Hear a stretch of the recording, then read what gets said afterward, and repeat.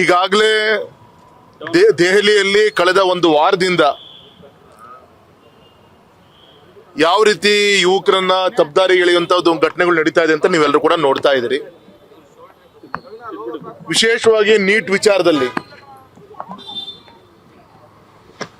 Paper leakage ಆದ್ಮೇಲೆ ನಮ್ಮ ಕೇಂದ್ರ ಸರ್ಕಾರ, ನಮ್ಮ ಶಿಕ್ಷಣ ಇಲಾಖೆ, ಗೌರವಾನ್ವಿತ ಧರ್ಮೇಂದ್ರ ಪ್ರಧಾನ್ ಅವರು, ಮೋದಿಜಿಯವರ ಸರ್ಕಾರ ಈಗಾಗಲೇ ಸ್ಪಷ್ಟವಾದಂತ ತೀರ್ಮಾನವನ್ನು ತೆಗೆದುಕೊಂತು. ಯಾಕೆ ಈ ಪೇಪರ್ ಲೀಕೇಜ್ ಆಗಿ ಎಕ್ಸಾಮ್ ಅನ್ನ ಬರ್ದಿದ್ದಾರೆ ಅಂತ ತಪ್ಪಿತಸ್ಥರಿಗೆ ಭವಿಷ್ಯ ಕಟ್ಟುವಂತ ಕೆಲಸ ನಮ್ಮ ಸರ್ಕಾರದಿಂದ ಆಗಬಾರ್ದು ಅಂತ ಹೇಳಿ ವಿತಿನ್ ಎ ಮಂತ್ ಅಲ್ಲಿ ರೀ ಎಕ್ಸಾಮ್ ಅನ್ನ ಮಾಡಿ ಈಗಾಗಲೇ ಮಕ್ಕಳು ಕೂಡ ಈಗ ಆಲ್ರೆಡಿ ಸೆಟ್ಲ್ ಆಗಿದ್ದಾರೆ. ಎಲ್ಲೆಲ್ಲಿ ಅವರು ಮುಂದಿನ ಒಂದು ಭವಿಷ್ಯಕ್ಕೋಸ್ಕರ ಎಲ್ಲ ಅಡ್ಮಿಷನ್ ಆಗಬೇಕು ಅಲ್ಲಿ ಆಗುವಂತ ಕೆಲಸ ಆಗಿದೆ. ಎರಡನೇದು, ಗೌರವಾನ್ವಿತ ಪ್ರಧಾನ ಮಂತ್ರಿಗಳು ತುಂಬಾ ಬಿಗಿಯಾದಂತ ಒಂದು ನಿಲುವನ್ನ ತೆಗೆದುಕೊಂಡಿದ್ದಾರೆ. ಕಾನೂನನ್ನು ಕೂಡ ನಾಳೆ ಸೋಮವಾರ ಪಾರ್ಲಿಮೆಂಟ್ ಅಲ್ಲಿ ಟೇಬಲ್ ಮಾಡ್ತಾ ಇದ್ದಾರೆ. ಈಗಿರುವಂತ ಪೇಪರ್ ಲೀಕೇಜ್ ವಿಚಾರದಲ್ಲಿ ಸಂಬಂಧಪಟ್ಟಂತೆ ಕಾನೂನು ಏನಿದೆ, ಇನ್ನೂ ಬಿಗಿಯಾದಂತ ಕಾನೂನು. 5 ಕೋಟಿ ಇರೋದನ್ನ 1 ಕೋಟಿ ಇರೋದನ್ನ 10 ಕೋಟಿಗೆ 10 ವರ್ಷ ಜೈಲು, ಅದು ಕೂಡ 25 ವರ್ಷ ಆಗ್ಬೇಕು ಅನ್ನೋಂಥ ಒಂದು ಚರ್ಚೆ ಸಾರ್ವಜನಿಕವಾಗಿ ನಮ್ಗೆ ಕೇಳಿ ಬರ್ತಾ ಇದೆ. ಇದು ಎರಡನೇದು. ಮೂರನೇದು, ತಪ್ಪಿಸ್ತರನ್ನ ಈಗ ಆಲ್ರೆಡಿ ಇನ್ವೆಸ್ಟಿಗೇಷನ್ ಮಾಡಿ ಯಾರನ್ನು ಒಳಗೆ ಕಳಿಸುವಂತ ಪ್ರಯತ್ನ, ಮತ್ತೆ ಶಿಕ್ಷಣ ಇಲಾಖೆಯಲ್ಲಿ ಅವರ ಒಂದು ನಿರ್ಲಕ್ಷ್ಯದಿಂದ ಆದಂತ ಒಂದು ತಪ್ಪಿಗೆ ಕೆಲವು ಅಧಿಕಾರಿಗಳು ಕೂಡ ಹೊರ ಹಾಕುವಂತ ಪ್ರಯತ್ನ ಮಾಡಿದ್ದಾರೆ. ಹಾಗಾಗಿ ಈ ಸಂದರ್ಭ ಇಷ್ಟು ಮಾತ್ರ ಕೇಳಲಿಕ್ಕೆ ಇಚ್ಛೆ ಪಡ್ತೇನೆ, ಕಾಂಗ್ರೆಸ್ ಸರ್ಕಾರ ಯಾವತ್ತೂ ಕೂಡ ನಮ್ಮ ಭಾರತದ ಒಂದು ಯುವಜನರಿಗೆ ಯಾವುದೇ ಒಂದು ಭವಿಷ್ಯವನ್ನ ಕಟ್ಟುವಂತ ಕೆಲಸವನ್ನ ಮಾಡಲಿಲ್ಲ. ರಾಜಕಾರಣ ಮಾಡ್ಕೊಂಡ್ ಬರುವಂತ ಕೆಲಸವನ್ನ ಮಾಡಿದ್ರು. ಗೌರವಾನ್ವಿತ ನರೇಂದ್ರ ಮೋದಿಜಿಯವರು ದೇಶದ ಯುವ ಜನರಿಗೆ ಒಂದು ಸದೃಢವಾದಂತ ಒಂದು ಭವಿಷ್ಯವನ್ನ ಕಟ್ಟುವಂತ ಕೆಲಸವನ್ನ ಈಗಾಗಲೇ ಅವರ 11 ವರ್ಷದ ಒಂದು ಆಡಳಿತದಲ್ಲಿ ಈಗಾಗಲೇ ತೋರಿಸ್ಕೊಟ್ಟಿದ್ದಾರೆ. ಏನೇನು ಬದಲಾವಣೆಯನ್ನು ತರಬೇಕು ಆ ಶಿಕ್ಷಣ ಇಲಾಖೆಯಲ್ಲಿ ಇರ್ಬೋದು, ಯುವಕರಿಗೆ ಒಂದು ಭವಿಷ್ಯ ಕಟ್ಟುವಂತ ದಿಕ್ಕಿನಲ್ಲಿ ಇರ್ಬೋದು, ಸ್ಪಷ್ಟವಾಗಿ ಆಲ್ರೆಡಿ ಕಾಣ್ತಾ ಇದೆ. ಹಾಗಾಗಿ ಇವತ್ತು 1 ತಿಂಗಳ ಕೆಳಗೆ ನಡೆದಂತ 2 ತಿಂಗಳ ಕೆಳಗೆ ನಡೆದಂತ ನೀಟ್ ಎಕ್ಸಾಮ್ ಆಲ್ರೆಡಿ ರಿಸಲ್ಟ್ ಬಂದಿದೆ. ಇಷ್ಟೆಲ್ಲ ಬದಲಾವಣೆಗಳನ್ನ, ತೀರ್ಮಾನಗಳನ್ನ ತೆಗೆದುಕೊಂಡು ಕಾನೂನನ್ನ ಗಟ್ಟಿ ಮಾಡುವಂತ ಕೆಲಸವನ್ನ ಮಾಡಿದ್ರು ಕೂಡ ಇವತ್ತು ರಾಜಕೀಯ ಪ್ರೇರಿತವಾಗಿ ಇವತ್ತು ಆ ಯುವ ಜನರ ಮಧ್ಯೆ, ಪಾಪ ಯುವಕರು ಅವರ ಕೂಗನ್ನ ಕೇಳಿ ತಪ್ಪು ಅಂತ ಹೇಳ್ತಾ ಇಲ್ಲ, ಆದ್ರೆ ಆ ಕೂಗಿನ ಮಧ್ಯೆಯಲ್ಲಿ ಇವತ್ತು ಅವರು ಮಾಡ್ತಿರುವಂತ ಮೋದಿಜಿಯವರ ವಿರುದ್ಧ ಮಾಡ್ತಿರುವಂತ ಒಂದು ಕೆಲವು 1-5% ಬೇರೆ ಶಕ್ತಿಗಳು, ಏನು ದೇಶ ವಿರೋಧ ಶಕ್ತಿಗಳು ಸೇರಿದೆ. ಅದಕ್ಕೆ ಕಾಂಗ್ರೆಸ್ಸಿನ ಒಂದು ರಾಜಕೀಯ ಒಂದು ಬಣ್ಣವನ್ನು ಕೊಡೋಕೆ ಹೊರಟಿದೆ. ಇದನ್ನ ಯಾವುದು ಇವತ್ತು ಯುವಜನರು ಸಹಿಸಲ್ಲ. ಅದು ಸ್ಪಷ್ಟವಾದಂತ ಉತ್ತರ ಹಿಂದಿಂದನೂ ಕೊಟ್ಟಿದ್ದಾರೆ. ಮತ್ತೆ ಇದು ಯಾವುದು ಕೂಡ ಮೋದಿಜಿಯವರು ಹೊಸದಲ್ಲ. ಯಾಕಂದ್ರೆ ಅವರ ಒಂದು ಮುಖ್ಯಮಂತ್ರಿ ಇದ್ದಾಗ ಅವತ್ತು ಆದಂತ ಒಂದು ಘಟನೆ, ಆ ರೈಲಿಗೆ ಬೆಂಕಿ ಹಚ್ಚಿ ಇದು ನಡೆದಂತ ಒಂದು ಇದ್ರದ್ದು ಏನ್ ಘಟನೆ, ಅದು ಗೋಧ್ರಾ ಘಟನೆಯಿಂದ ಹಿಡಿದು ಇವತ್ತಿನವರೆಗೂ ಕೂಡ, ನೀಟ್ ಎಕ್ಸಾಮ್ ವರ್ಗೂ ಕೂಡ, ಮತ್ತೆ ಯಾವ ಸಂದರ್ಭದಲ್ಲಿ ಇವ್ರು ಬೆಂಬಲ ಕೊಟ್ಟಿದ್ದಾರೆ. CA ವಿಚಾರದಲ್ಲಿ ಇರ್ಬೋದು, ವಕ್ಫ್ ವಿಚಾರದಲ್ಲಿ ಇರ್ಬೋದು, ಈವನ್ ಇವತ್ತು ಆಗ್ತಿರುವಂತ SIR ಆ ವಿಚಾರದಲ್ಲಿ ಇರ್ಬೋದು, ಯಾವುದಲ್ಲೂ ಕೂಡ ಯಾವತ್ತೂ ಕೂಡ ಇವರು ಬೆಂಬಲವನ್ನ ನಾವು ನಿರೀಕ್ಷೆ ಮಾಡೋಕ್ಕಾಗಲ್ಲ.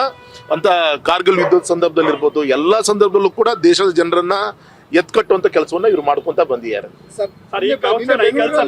ಪ್ರತಿಭಟನೆಯಲ್ಲೂ ಉಮರ್ ಖಾಲಿದ್ ಪರ ಘೋಷಣೆಗಳು, ದೇಶ ವಿರೋಧಿ ಘೋಷಣೆಗಳನ್ನ ಕೂಗಿರುವಂತದ್ದು, ಯಾವುದೋ ಒಂದು ಧರ್ಮವನ್ನ, ಯಾವುದೋ ಮೋದಿಜಿಯವ್ರನ್ನ ಇಡೀ ಪ್ರಪಂಚ ಇವತ್ತು ಪ್ರೀತಿಸುವಂತ ಒಬ್ಬ ವ್ಯಕ್ತಿ ವಿರುದ್ಧ ಅವಹೇಳನಕರವಾದಂತ ಪೋಸ್ಟರ್ಸ್ಗಳನ್ನ, ಮತ್ತೆ ತಾವೇ ಹೇಳ್ದಂಗೆ ಉಮರ್ ಅಬ್ದುಲ್ಲಾ ಒಬ್ಬ ಟೆರರಿಸ್ಟ್ ಖಾಲಿದ್ ಅವ್ರದ್ದು ಕೂಡ ಆ ಒಂದು ಭಿತ್ತಿ ಪತ್ರದಲ್ಲಿ ಅವ್ರ ಫೋಟೋಗಳನ್ನ ಹಾಕೊಂಡು ತೋರಿಸುವಂತ ಪ್ರಯತ್ನ, ಮತ್ತೆ ಇಂಥ ಒಬ್ಬ ದೇಶಕ್ಕೋಸ್ಕರ ಸಂವಿಧಾನ ಕೊಡ್ತಿರುವಂತ ಪ್ರಧಾನಮಂತ್ರಿ ವಿರುದ್ಧ ಎಷ್ಟು ಕೆಟ್ಟ ಒಂದು ಚಿತ್ರಣವನ್ನ ಬಿಂಬಿಸುವಂತ ಪ್ರಯತ್ನ ಇವತ್ತು ಕೆಲವು ದೇಶ ವಿರೋಧಿ ಶಕ್ತಿಗಳ ಒಂದು ಕೈಯಲ್ಲಿ ಕೊಟ್ಟು ನಡೆಸುವಂತ ಒಂದು ಪ್ರಯತ್ನ ಈ ಕಾಂಗ್ರೆಸ್ ಪುಂಡಾಟಿಕೆ ಮಾಡ್ತಾ ಇದೆ. ಕಾಂಗ್ರೆಸ್ ಬಿಜೆಪಿ ಏನ್ ಮಾಡಿದೆ ಈ ಕೆಲಸನ ಮೊದಲೇ ಮಾಡಿದ್ರೆ ಇಷ್ಟೆಲ್ಲ ಸಮಸ್ಯೆ ಇರ್ತಿಲ್ಲ. ಅವ್ರಿಗೆ ಅವಕಾಶ ನೀವು ಕೊಟ್ಟಂಗ ಆಯ್ತಾ ಸರ್ ಬಿಜೆಪಿ ಅವರು? ಸರ್, ವಿತಿನ್ ಅ ಮಂತ್ ಅಲ್ಲಿ ಈ ಒಂದು ಪಾಯ್ಸನ್ ಏನಿದೆ, ಇದ್ಯಾವುದೋ ಇವತ್ತಿಂದಲ್ಲ.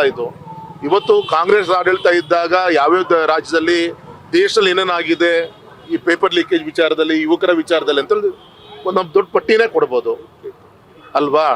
ಇದೊಂದು ಟೂಲ್ ಕಿಟ್ ಆಗಿ ಮಾಡ್ಕೊಂಡು ಇವರು ಈ ರೀತಿ ಅಂತ ಮೋದಿಜಿ ಒಂದು ಸರ್ಕಾರದಲ್ಲಿ ಇದು ಎಲ್ಲದರಲ್ಲೂ ಕೂಡ ಮೊಸರಲ್ಲಿ ಕಲ್ಲನ್ನು ಹುಡ್ಕೊಂತ ಒಂದು ಕೆಲಸ ಮಾಡ್ಕೊಂತಾನೆ ಬಂದಿದ್ದಾರೆ. ಪ್ರಮುಖ ಆರೋಪ ಇರೋದು ಏನೋ ಸತ್ತೋದ್ರಲ್ಲ ಈಗ 19 ಜನ, ಅವ್ರ ಮನೆಗೆ ಒಂದು ಸಾಂತ್ವನ ಹೇಳಕ್ಕೂ ಯಾರು ಹೋಗಿಲ್ಲ ಅನ್ನೋದು ಒಂದು ಆರೋಪ. ಸೊ ಇದ್ರ ಬಗ್ಗೆ ಈಗ ಅಧಿವೇಶನ ನಡೀತಾ ಇದೆ. ಗೌರವಿತ ಪ್ರಧಾನಮಂತ್ರಿಗಳೇ ನಾಳೆ ಸೋಮವಾರ ಅವರು ಪ್ರೆಸೆಂಟ್ ಇರ್ತಾರೆ. ಈ ವಿಚಾರಗಳ ಬಗ್ಗೆ ಚರ್ಚೆ ಆಗತ್ತೆ. ಈ ಎಲ್ಲ ವಿಚಾರಗಳು ಕೂಡ ಹೊರಗೆ ಬರುತ್ತೆ. ಯಾಕೆ ತೀರ್ಕೊಂಡ್ರು, ಎಷ್ಟು ಜನ ತೀರ್ಕೊಂಡಿದ್ದಾರೆ, ಯಾವ್ಯಾವ ಸಂದರ್ಭದಲ್ಲಿ ತೀರ್ಕೊಂಡ್ರು, ಇದೆಲ್ಲದೂ ಕೂಡ ನಾಳೆ ಬರುವಂಥ ದಿನದಲ್ಲಿ ಚರ್ಚೆ ಆಗುತ್ತಾರೆ. ಒಂದು ದುಃಖಕರ ಸಂಗತಿ ಅಂದರೆ ಈ ನಮ್ಮ ರಾಜ್ಯದಲ್ಲಿ ನಮ್ಮ ಕಾಂಗ್ರೆಸ್ ಇವತ್ತು ಪಕ್ಷ ಒಂದು ನಿಮಗೆ ಗೊತ್ತಿದೆ, ಅಲ್ಲಿ ಅವರ ಒಂದು ಬ್ಯಾಕ್ಗ್ರೌಂಡ್ ಏನಿದೆ ಎಲ್ಲ ಗೊತ್ತಿದೆ. ಇವತ್ತು ಕಾಂಗ್ರೆಸ್ನ ರಾಜ್ಯಾಧ್ಯಕ್ಷರು ಹರಿಪ್ರಸಾದ್ ಅವರೊಂದು ನೇತೃತ್ವ, ಇವತ್ತೊಬ್ಬ ಹೋಮ್ ಮಿನಿಸ್ಟರ್ ಇದ್ದಾರೆ. ಅರೆ ಇಂಥ ಸಂದರ್ಭದಲ್ಲಿ ಶಿವಮೊಗ್ಗದಲ್ಲಿ ಬಿಜೆಪಿ ಆಫೀಸಿಗೆ ನುಗ್ಗುವಂತ ಷಡ್ಯಂತ್ರ ಇವ್ರು ಮಾಡ್ತಾರೆ ಅಂದ್ರೆ ರಾಜಕಾರಣದಲ್ಲಿ ವಿಚಾರಗಳು ಹಂಚ್ಕೊಳ್ಳುವಂಥದ್ದು ಸಹಜ.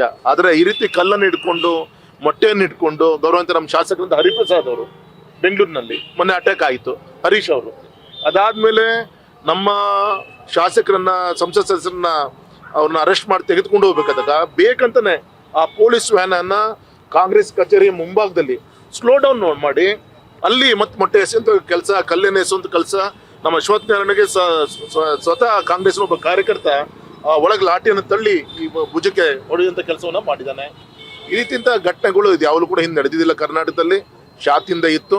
ಈ ಥರ ದ್ವೇಷದ ರಾಜಕಾರಣವನ್ನು ಬಿಟ್ಟು ವಿಚಾರಗಳನ್ನು ಚರ್ಚೆ ಮಾಡಿಕೊಂಡು ಸರಿಯಾದ ದಾರಿಯನ್ನು ತೋರಿಸುವಂತ ಕೆಲಸ ಈಗಲಾದ್ರೂ ಕೂಡ ಈ ಕಾಂಗ್ರೆಸ್ ಮಾಡಬೇಕು ಅಂತೇಳಿ ತಮ್ಮ ಮುಖಾಂತರ ನಾವು ಒತ್ತಾಯ ಮಾಡ್ಬೇಕು. ಸರ್ ನಿನ್ನೆ ಶುಕ್ರವಾರ ಇತ್ತು, ನಾಳೆ ಸೋಮವಾರ ಪೋಸ್ಟ್ಪೋನ್ ಆಗಿದೆ. ಸೋಮವಾರ ನನಗೆ ಸೆಷನ್ ಇರೋದ್ರಿಂದ ಇನ್ನೊಂದು 3-4 ದಿನ ಮುಂದೆ ಹೋಗುತ್ತೆ sir. Thank you sir. News first ನಿರ್ಭೀತಿಯಿಂದ ನಿಮ್ಮ ಪರವಾಗಿ.